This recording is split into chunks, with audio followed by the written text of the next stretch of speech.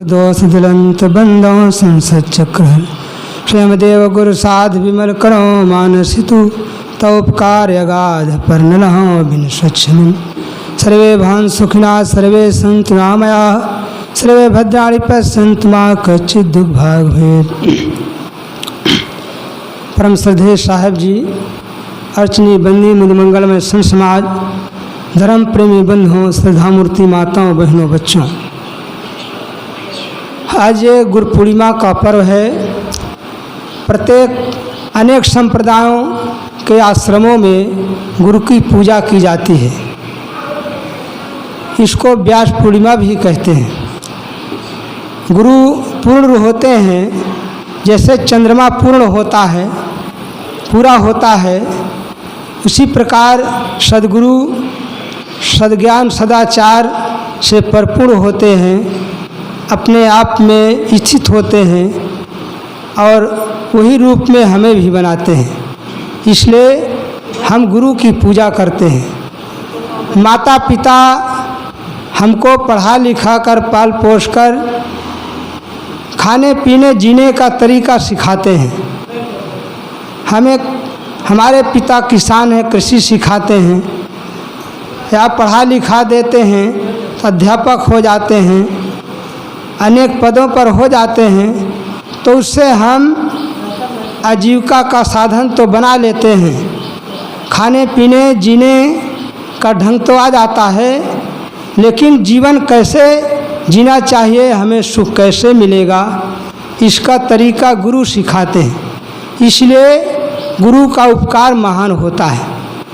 माता पिता जिस बंधन में रहे उसी बंधन में हमको डालते हैं और गुरु हमें उस बंधन से छुड़ाते हैं, हमें शांति का मार्ग बताते हैं। इसलिए गुरु का उपकार महान होता है।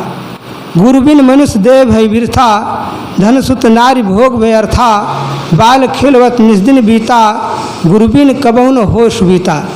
गुरु बिन कबहु न होवे शांति, गुरु बिन छूट सके नहीं भ्रांति। गुरु बिन सत उपकार न बनता, दुख छूटन को कार्य फल था। जो दुख दंड विनाश चाहे तो गुरु शरण में लीन, गुरु बिन कबहु न चैन होए हे मन मूढ़ मलिन। तो गुरु के बिना हम जो तीर्थ व्रत दान पुण्य आदि करते हैं, साहब कहते हैं वो व्यर्थ होता है। क्योंकि दान कहाँ करना चाहिए, कहाँ जाना चाहिए, ये हम नहीं जान पाते हैं। दान कहाँ करना चाहिए, कहाँ जाने से हमारा कल्याण होगा, ये गुरु सिखाते हैं। इसलिए गुरु का उपकार महान होता है। जैसे नदी से पार होने के लिए हमें नौका की ज़रूरत, मल्लाह की ज़रूरत होती है। मल्लाह के नौका में बैठते हैं तो हम नदी से पार होते हैं। इसी प्रकार से हमें भवसागर से, संसार सागर से पार होना हो तो गुरु की ज्ञान रूपी नौका में बैठना होगा। गुरु के बिना जो जीवन जीते हैं उनके जीने का तरीका सही नहीं होता है। जिनके पास धन बहुत है, प्राणी पदार्थ सब हैं, लेकिन गुरु का ज्ञान नहीं है, तो क्या करते हैं? अपने गलत मार्ग में चलते हैं, गलत खाते हैं, गलत पीते हैं और वही बच्चों में संस्कार डालते हैं। इसलिए हम दुखी होते हैं। हमारे पास धन तो है, लेकिन उसको होटल बोतल में लगाते हैं, दुर्व्यसनों में लगाते हैं, कुसंग में लगाते हैं। इसीलिए हम उसका धन का दुरुपयोग करके दुखी रहते हैं। और गुरु हमें सिखाते हैं धन को कहाँ लगाना चाहिए, सुपात्र में लगाना चाहिए, जहाँ देने योग्य होता है, जहाँ दीन दुखियों की, साधु संतों की सेवा होती है। और जो धर्मशाला बनवाते हैं, आश्रम में कमरे बनवा देते हैं, आगंतुकों को रहने के लिए व्यवस्था होती है और वहाँ संत गुरुजन भूखे प्यासे सब आते हैं, सेवा होती है, वो धन का सदुपयोग होता है।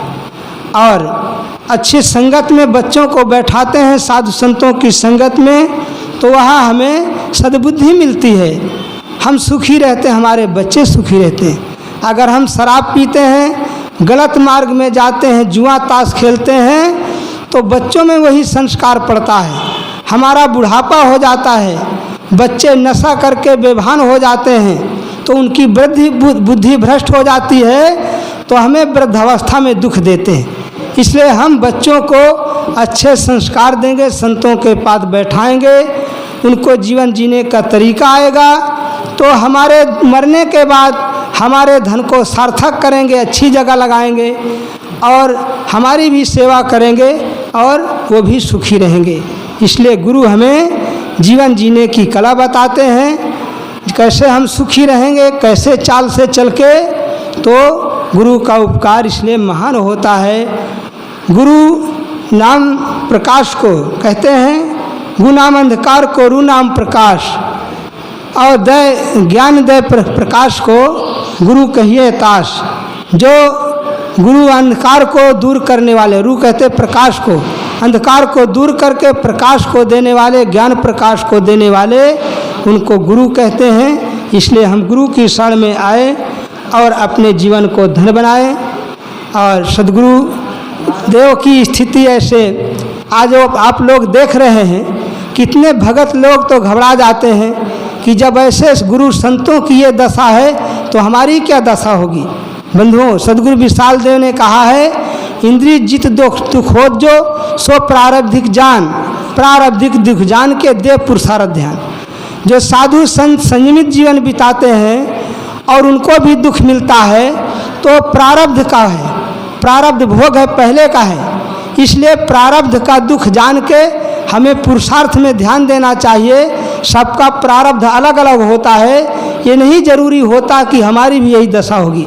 तो साहेब को तो अंदर से ज्ञान है, आत्मज्ञान है, लेकिन बाहर शरीर का दुख है, तो साहेब को ज्ञान होने से उस तरह रोते गिड़गिड़ाते नहीं है, कभी कभी तो मुस्काने लगते हैं।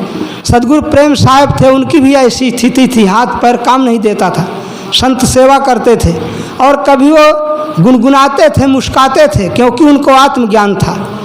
तो हम ये ना सोचें हमारी क्या दशा होगी, हमारा भी प्रारब्ध भोग कर्म जैसा होगा। इसके लिए घबरा नहीं, वर्तमान में हम स्वतंत्र हैं, वर्तमान में सुधार करें, अच्छा कर्म करके चलें, दीन दुखियों की, साधु संतों की, माता पिता गुरुजनों की सेवा करें, उनका आदर करें। ये हमारे हाथ में है, प्रारब्ध का हमें पता नहीं है, इसलिए इसके लिए कोई चिंता ना करें। जो संतों का भी अपना उनका प्रारब्ध भोग होता है, प्रारब्ध भोग करके समाप्त होता है। एक व्यक्ति ने कहा मुझे बहुत दुख है, उस बच्चों से कहा मुझे जहर दे दीजिए और मैं मर जाऊं, तो मैं पहुंच गया। मैं बोला भगत जी, ये प्रारब्ध भोग इसी जीवन में समाप्त कर दो, अगर जहर खा के मरोगे तो फिर बाकी रहेगा, भोगना पड़ेगा, इसलिए ये कष्ट इसी में झेल दीजिए और फिर उसके लिए नहीं। एक हमारे गुरु भाई को बहुत इसी तरह था, उनको भी लकवा हो गया। 6 महीना मैंने सेवा किया तो किसी ने कहा जहर दे दो, छुट्टी मिल जाए, जहर खा लो, छुट्टी मिल जाए। उन्होंने कहा नहीं, ये जो मेरा भोग है इसी जीवन में भोग के समाप्त करूँगा, जहर क्यों खाऊं, क्योंकि उनको आत्मज्ञान था। वो कष्ट महसूस करते थे, लेकिन उसको यही सी जीवन में भोग कर समाप्त करने के लिए कहते थे।